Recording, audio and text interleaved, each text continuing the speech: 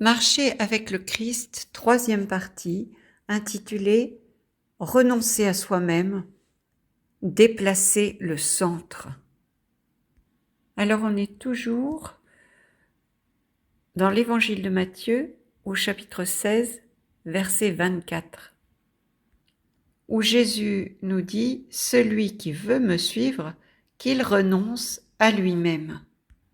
Quand vous allez voir chez les grands maîtres spirituels, tous parlent de ce verset. Vous prenez la règle de Saint Benoît et il en parle, que le principal ennemi de l'être humain, c'est lui-même. Alors on voit que dans ces différentes écoles spirituelles, il y a toujours cette recherche de savoir comment est-ce que je peux faire l'unité entre ma volonté et la volonté de Dieu. C'est toujours effectivement ce thème. Alors là, vous avez effectivement une très grande littérature. Mais on le voit surtout dans la prière du Notre Père. On leur parle de faire ta volonté, la volonté de Dieu. Donc depuis le début de cette retraite, nous avançons pas à pas dans une seule phrase, à l'intérieur d'une seule phrase de l'Évangile. Une phrase brève, une phrase connue, une phrase que l'on pourrait presque réciter machinalement. Et pourtant, plus nous la méditons, plus nous découvrons qu'elle est comme une porte qui ouvre un abîme. Le premier jour, nous avons entendu « celui qui veut ». La liberté, le consentement, c'était la question la dernière fois. La décision intérieure. Et alors, aujourd'hui, nous allons plutôt travailler sur le déplacement. Le fait de passer derrière, le renoncement à diriger le chemin.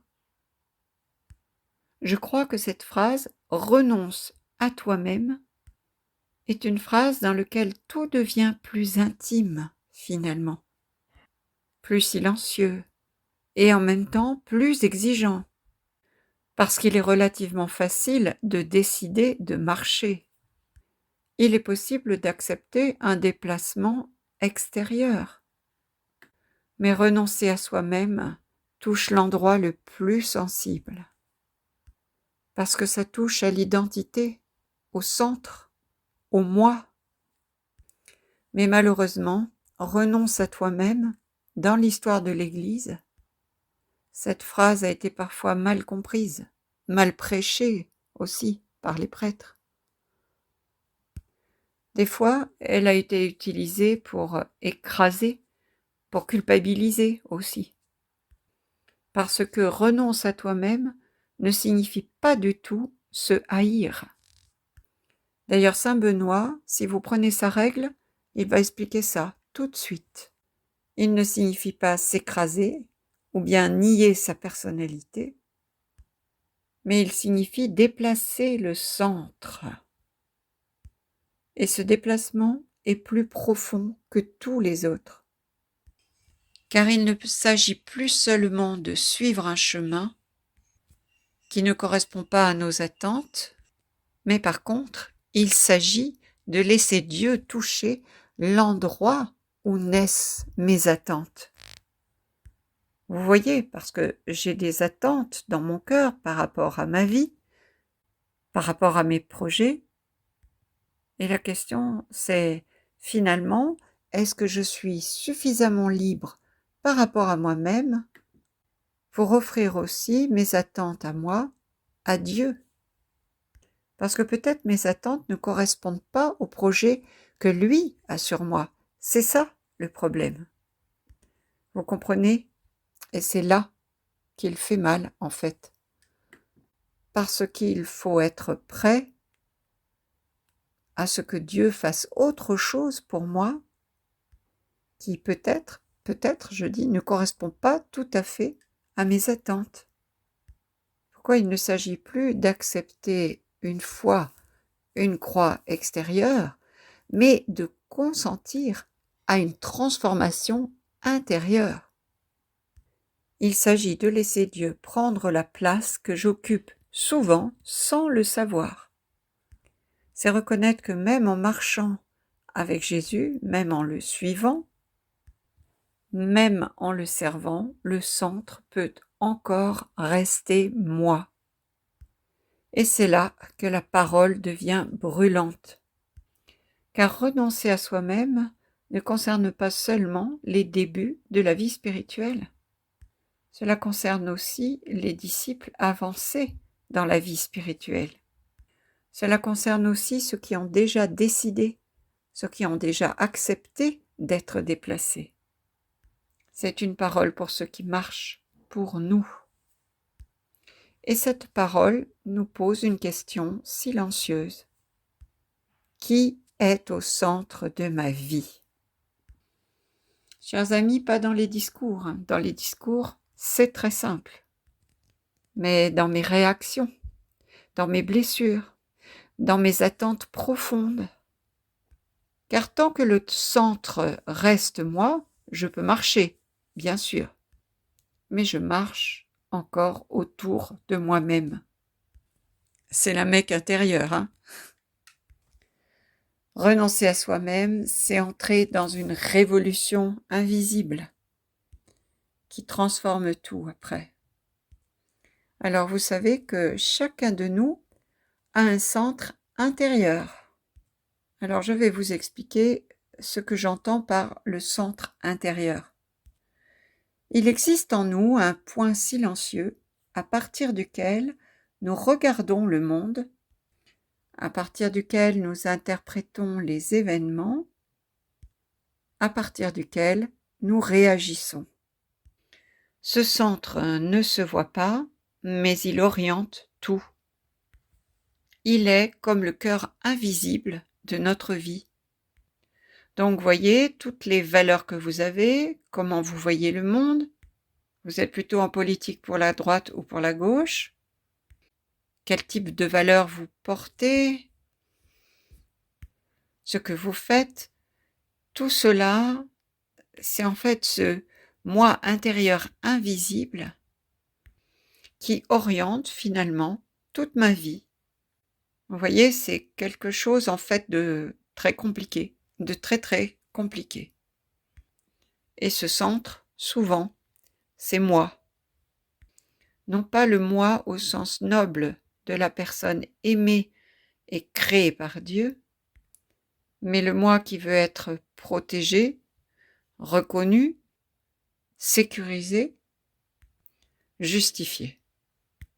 Ce moi qui organise la réalité autour de lui, mes blessures, mes projets, mes attentes, mon image. Et ce qui est troublant, c'est que ce centre peut rester intact même dans la vie spirituelle. Je prie pour être apaisé, par exemple, et je ne dis pas que c'est un péché. Ou bien je sers pour être reconnu. Je m'engage pour me sentir utile. Je peux donner beaucoup, mais rester intérieurement centré sur moi. Comprenez dans quel sens je le dis. Je peux être généreux, mais chercher inconsciemment à nourrir mon image. Comme vous le voyez, il existe donc un ego spirituel aussi. Et il est très subtil, très très subtil. Il est d'autant plus subtil qu'il se cache derrière le bien. C'est un peu comme le dit le père Beauchamp dans son livre « D'une montagne à l'autre ». C'est intéressant parce qu'il est fait toute une analyse sur l'Ancien Testament, où se trouve le péché, tout ça. Et après, il dit à la fin, pour passer au Nouveau Testament, il dit que le problème, c'est que le péché même peut se cacher derrière la loi, ce qui est la chose la plus noble que Dieu a donnée au peuple d'Israël. Donc le travail de Jésus consiste à cela, débusquer cela, pour dire que au nom de la loi aussi, qui a été donnée pour la vie, on va condamner des gens, vous voyez. On va donc même transformer l'esprit de la loi. Ce don qui était pour la vie, on va en faire un don pour la mort. Et donc, dans la vie spirituelle, il y a quelque chose de parallèle comme ça. C'est-à-dire qu'on fait tout de manière extraordinaire, mais après, quand à l'intérieur, on va chercher un petit peu les racines de décision, oh là là! Eh bien, parfois, il y a la recherche de cette image que j'aime bien montrer de moi-même aux autres. Quelqu'un de généreux, etc., etc. C'est le problème de tout le monde, hein. Nous sommes tous concernés, tous et toutes. Plus ou moins, bien sûr, il y en a qui sont peut-être un peu plus avancés. Donc, ce moi spirituel peut utiliser la prière, la mission, la charité, pour se maintenir au centre. Il peut même utiliser l'humilité pour se valoriser. C'est là qu'il faut revenir à ce que Jésus dit. Quand tu pries, entre dans ta chambre. Voilà. C'est une manière de ne pas nous montrer aux autres. C'est cela que Jésus veut dire. Ou encore, quand tu fais l'aumône, que ta main gauche ignore ce que fait ta main droite. Pourquoi ces paroles de Jésus? Parce que le cœur humain cherche constamment à revenir au centre, à se regarder et agir, à se contempler en train de faire le bien. Donc, renoncer à soi-même signifie déplacer ce centre. Passer de moi d'abord à toi d'abord, toi, avec un T majuscule bien sûr. Que ta volonté soit faite, ta volonté, vous voyez. Passer d'une vie organisée autour de mes réactions à une vie orientée vers Dieu. Bien sûr, il ne s'agit pas de nier ces blessures, mais ça signifie de ne plus les laisser gouverner mon existence. Cela ne signifie pas renoncer à ces projets, mais les offrir au Seigneur d'abord. Cela signifie se décentrer. Alors je ne dis pas qu'il ne faut pas avoir de désir, c'est impossible, parce que l'être humain, comme le dit saint Augustin, est un être de désir. C'est clair. Alors, je peux avoir un désir, j'ai envie de faire ceci ou cela, c'est très bien. Mais d'abord, est-ce que je laisse ça au Seigneur? Pour dire, voilà Seigneur, c'est ça mon désir, mais je te le confie, je te confie tout ça. Montre-moi le chemin. Est-ce que c'est ça que tu attends de moi ou pas? Ou je dois faire autre chose? Et là, eh bien, cela va nous permettre de nous décentrer de nous-mêmes, de mettre le Seigneur au centre de notre vie. Et comme vous le voyez, ce déplacement est le plus difficile, parce qu'il est invisible, en fait. Personne ne peut l'applaudir, personne ne peut le mesurer. Il se joue dans le secret. Comme vous le voyez, entrer dans ce cheminement spirituel ne va pas détruire notre identité, pas du tout, mais purifie l'ego, en fait. Regardons Jean-Baptiste, en Jean 3, 30.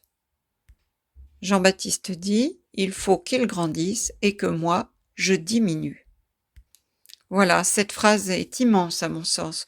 Jean ne dit pas « il faut que je disparaisse », mais « il faut que je diminue ». C'est-à-dire, il faut que je quitte la place centrale. C'est accepter de ne plus être le point focal. Ouvrez par exemple l'évangile de Marc. Vous verrez qu'il commence tout de suite par Jean-Baptiste. Et l'évangile de Marc dit que, en fait, tout Jérusalem et les alentours allaient vers Jean pour se faire baptiser. Il est vraiment, à ce moment-là, le centre. Tous l'ont choisi, alors qu'il y a le temple, mais les gens vont chez lui pour être baptisés en vue de la rémission des péchés.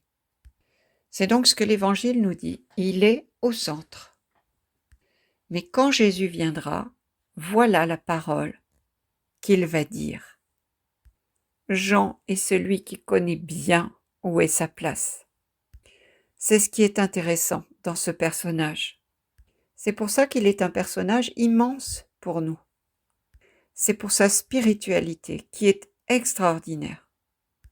Jean devient pleinement lui-même dans sa mission. Il veut simplement être la voix qui prépare, le témoin qui désigne.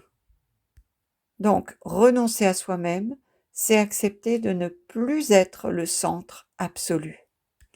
Et d'ailleurs, Jésus lui-même nous donne la clé lorsqu'il dit « Celui qui veut sauver sa vie, la perdra. Mais celui qui perd sa vie à cause de moi, la trouvera. » Matthieu 16, 25. Il y a, comme vous le voyez, dans la logique de Jésus, un paradoxe. Ce que je lâche me revient transformé. Ce que je décentre s'élargit. Ce que j'offre devient fécond. C'est pourquoi le faux renoncement écrase, mais le vrai libère finalement. Le faux renoncement produit de la tristesse, de la rigidité, parfois de la frustration intérieure, je dis bien. Alors que le vrai renoncement ouvre à une joie plus profonde. Parce que lorsque le centre se déplace, l'espace intérieur s'agrandit. Saint Paul l'exprime avec une audace incroyable. Ce n'est plus moi qui vis, c'est le Christ qui vit en moi. C'est ça. Galates 2, 20. Attention, il ne dit pas « je ne vis plus ». Vous avez bien entendu, ce n'est plus moi qui suis le centre, c'est cela qu'il veut dire. Et c'est justement là que se trouve la vraie transformation. Donc renoncer à soi-même n'est pas devenir moins humain, pas du tout. C'est devenir plus habité de Dieu. C'est laisser une lumière plus grande éclairer l'intérieur. Mais alors pourquoi est-ce si difficile de renoncer à soi-même ? Parce que je crois que cette question touche quelque chose de très concret en nous. Elle touche la peur, finalement. Une peur existentielle dont je vous parle. Car si je ne suis plus le centre, qui suis-je finalement ? Si je ne défends plus mon image, que reste-t-il ? Si je ne contrôle plus, vais-je être écrasé ? Alors cette peur est profonde, elle ne concerne pas seulement l'orgueil, elle concerne la survie intérieure. Pourquoi ? Parce que, au fil des années, nous avons appris à nous construire, à nous protéger, à nous affirmer, à défendre notre place. C'est le jeu, vous voyez. Donc on est en guerre contre le jeu, si vous voulez. Mais vous comprenez que le but, ce n'est pas de démolir ce jeu. Mais dans l'Évangile, c'est pas le jeu cartésien dont on parle. Et voilà que l'Évangile semble dire « renonce ». Parce qu'effectivement, renoncer à soi-même, c'est accepter une certaine mort intérieure. Mort à l'image que j'ai de moi, mort au besoin d'avoir toujours raison, mort au besoin d'être reconnu et mort au besoin d'être indispensable. Et cette mort n'est pas imaginaire, elle fait mal. Elle touche la fierté, en fait. Elle touche les sécurités, notre identité que nous avons construite au fil des années. Donc, c'est une petite Pâque, finalement. Et toute Pâque commence par une perte. Si vous lisez encore la règle de Saint Benoît, ce que je vous dis, c'est ça. Ce que Saint Benoît veut dire au moine et au monial, c'est cela. C'est pour cela qu'il dit, il faut vivre comme si toute l'année, on était dans le carême. Parce que voilà, c'est une lutte continue, sans fin, de tous les jours. Eh bien, dans l'Évangile, le lieu le plus lumineux de ce renoncement, c'est Gethsémani pour Jésus. Jésus est seul, la nuit est tombée, les disciples dorment. Et il dit, Père, s'il est possible que cette coupe passe loin de moi. Donc, Jésus ne nie pas la peur, il ne nie pas l'angoisse, et il ne joue pas au héros. Il ressent, il tremble, et pourtant il ajoute, cependant, non pas comme moi je veux, mais comme toi tu veux. Voilà ce que je voulais vous dire, on offre au Seigneur. Donc vous voyez, ici le renoncement n'est pas l'absence de désir. Jésus exprime son désir ici, de ne pas mourir. Mais après, il y a un désir plus grand. Je laisse ça à toi, Père. Donc ce n'est pas la suppression de la volonté, c'est toujours le déplacement du centre. Ce n'est plus ma volonté d'abord, mais ta volonté. Et ce passage est très, très douloureux. D'ailleurs, l'évangile de Luc nous dit que la sueur de Jésus devient comme des gouttes de sang. Donc le renoncement n'est pas une abstraction spirituelle. Elle traverse le corps. Elle traverse l'angoisse, la solitude. Renoncer à soi-même, c'est entrer dans cette logique-là. Donc je redis cela, ce n'est pas se maîtriser, se nier, mais c'est consentir à faire confiance là où tout en moi voudrait se protéger. Et peut-être qu'il y a une peur très simple derrière tout cela. Je peux me dire, si je lâche, vais-je être perdu ou pas? Voilà. Et c'est toujours la même réponse de l'Évangile pour nous. Celui qui veut sauver sa vie la perdra, mais celui qui la perd à cause de moi la trouvera à cause de moi. C'est ça qui est important. Donc l'Évangile nous invite à perdre pour trouver, lâcher pour recevoir, mourir pour vivre. Ici, bien sûr, mourir, vous comprenez, c'est pas la mort physique.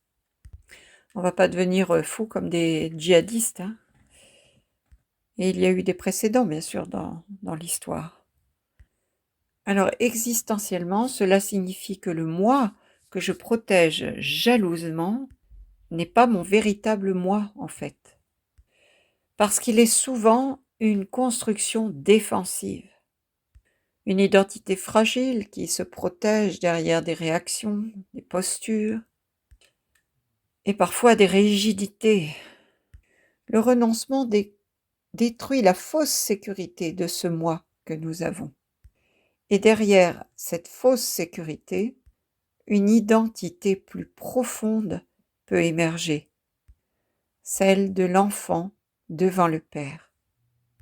Alors regardons, le Christ, dans l'Évangile selon saint Jean, nous dit, Jean 5, verset 30, « Je ne cherche pas ma volonté, mais celle du Père qui m'a envoyé. » Alors à travers tout ce que je viens de vous dire, vous comprenez qu'ici, il ne s'agit pas d'une suppression de la personnalité du Fils. Non, c'est un don total. Le centre de sa vie est le Père. Tout en Jésus est relation. Tout en lui est orientation. Il ne vit pas pour se construire une image ou réussir un projet personnel. Il vit dans une communion. Et c'est ça, finalement. Notre vrai moi va apparaître au moment où j'entre dans cette communion dialogale avec le Christ tous les jours pour ce que j'ai envie de faire, etc. Et c'est précisément parce qu'il est totalement tourné vers le Père qu'il est totalement libre. Père, entre tes mains, je remets mon esprit. Finalement, l'acte le plus libre que nous pouvons faire dans cette voie, c'est d'être libre par rapport à notre existence même. Ça, c'est le bout du bout, quoi. Voilà ce que Jésus dit sur la croix. Le don total. Donc, renoncer à soi-même, c'est entrer dans ce mouvement pour que ma vie soit organisée autour de cette relation avec le Christ. Et cela change tout. Parce que désormais, je crois que avec cette relation avec le Seigneur, je vais recevoir mon identité plus profonde. Comme le dit saint Paul, vous êtes morts et votre vie est cachée avec le Christ en Dieu. Colossiens 3, 3. Donc vous entendez bien, il dit que notre vie est cachée en Dieu. Donc voilà, c'est ça, tout le travail de la vie intérieure est de comprendre que notre vie est en relation avec le Seigneur, donc cachée en Dieu. C'est lui qui va faire que je sois finalement plus réel, plus ce moi que lui désire pour moi. Donc je le redis, paradoxalement, lorsque je cesse d'être le centre, je deviens plus libre. Ça paraît contradictoire parce que nous pensons spontanément que la liberté consiste à affirmer son moi, à défendre son territoire, à imposer sa volonté.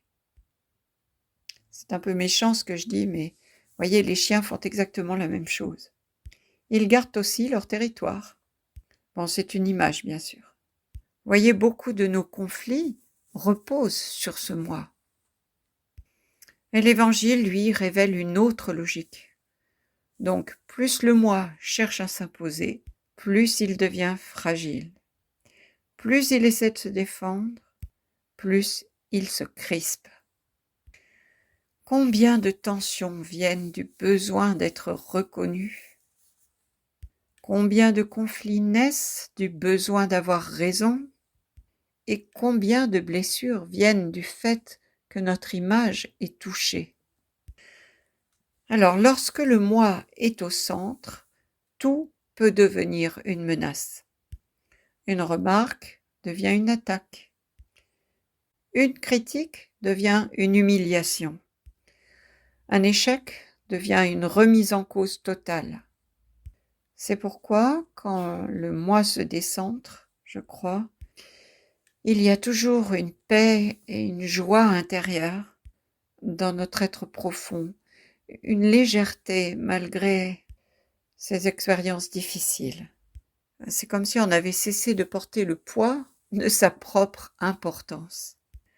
On n'a plus besoin de prouver, plus besoin de se comparer, etc., etc.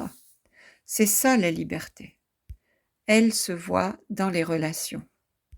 En fait, si je résume, la liberté chrétienne, c'est plus je suis libre, plus je suis relié aux autres. C'est-à-dire que la présence des autres, ce n'est pas une gêne pour moi. Tout au contraire, je comprends combien l'autre va m'apporter pour que je grandisse. Donc on est libre quand on est lié aux autres. Dans la vie communautaire, combien de tensions viennent du fait que chacun veut être entendu, reconnu, validé. Dans la mission, lorsque le centre est moi, je mesure les résultats pour savoir si je vaux quelque chose. Lorsque le centre est Dieu, je sème et je lui laisse la fécondité parce que ça lui appartient à Dieu, pas à moi. Moi, ma mission, c'est de semer. Saint Paul le dit. Dans les blessures personnelles, si mon moi est au centre, toute blessure devient insupportable. Mais quand Dieu est au centre, je crois que la blessure ne nous définit plus totalement. Saint Paul exprime cette liberté avec des mots saisissants dans la première lettre aux Corinthiens, chapitre 6, verset 12. Tout m'est permis, mais tout n'est pas profitable. Donc vous voyez, il ne parle pas d'une liberté capricieuse, il parle d'une liberté intérieure capable de choisir l'amour plutôt que l'orgueil. Voilà.